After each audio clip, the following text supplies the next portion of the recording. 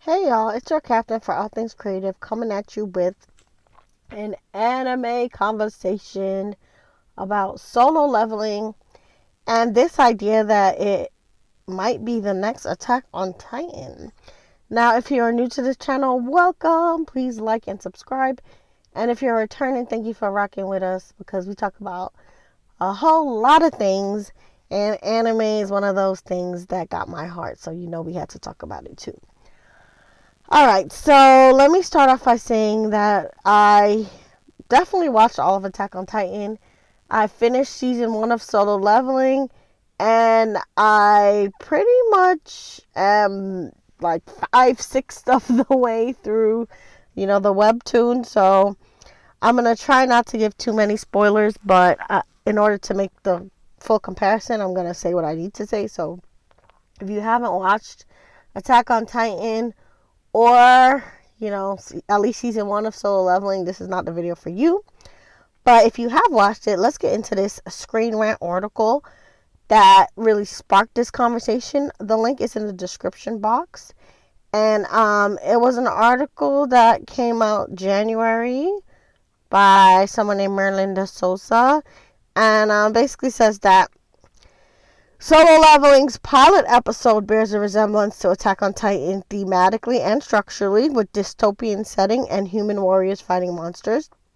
Both Attack on Titan and Solo Leveling captivate viewers with a fast-paced turn of events in the first episode that gets gruesome, and Solo Leveling holds a lot of promise and could potentially be the next Attack on Titan and a mainstream classic. Now, in short, if you want my, gut reaction to the article, it's a hard no. That Solo Leveling is not like Attack on Titan. In terms of potentially having the same, if not more success, yes, but there's so many reasons why I see enough differences for me to make this comparison not something that I'd subscribe to. So first of all, when it comes to, the initial episode, I agree that maybe the first episode is a lot like Attack on Titan because you're in this, dystopian world in both stories. When it comes to Attack on Titan, you see our main characters, Eren, Mikasa, and Armin, they're behind, all these walls, basically living in fear of Titans, And when it comes to Solo Leveling, the world is a lot more like our world, except there are these portals or gates, like they call them in the show, and the gates are leaking a lot of magical energy that makes some people sick, like Jinwoo's mom. But they also unleash monsters, to the general population. So it's up to the hunters to protect the people from these beasts. Now, when you get to the double dungeon, and you see that demigod on the thrones, when it opened its eyes and smiled, I definitely thought that it did look like a Titan. And I was like, which Titan done put on a robe and is acting fancy in this world?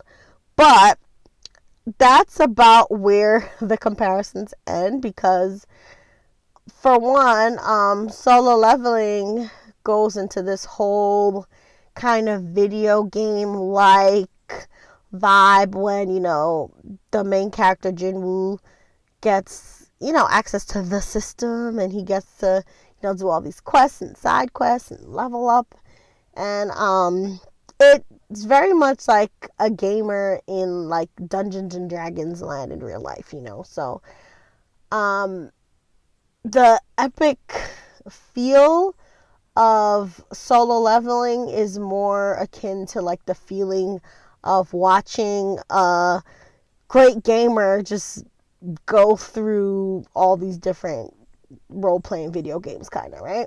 Whereas Attack on Titan, it's very much following, the three main characters, Mikasa, Armin, and especially Eren, as they have this thrilling journey of growth because you meet them, when they're real little kids.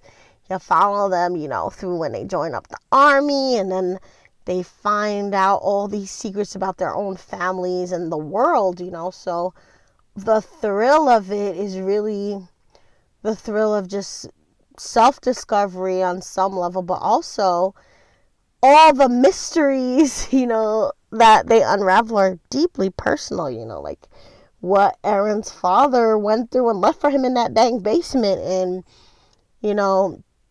one of the main villains, that are attacking the Beast Titan is freaking Aaron's half brother, So again, Attack on Titan is way more emotionally charged because, again, all the mysteries and secrets are family secrets, and there's a lot of morality etched into it too, because when the characters, form their friendship, there's a lot of love and loyalty, and you're rooting for them at first, but, one of the main dilemmas of the show is, what love can make people do, and what happens when your morality stops at, who you love and want to protect. And especially for Aaron, when we get to the rumbling, it's like he's killing the whole world for love of his people, but obviously morality can't stop there. There has to be a level of like the greater good and sacrifice, which Mikasa, shows by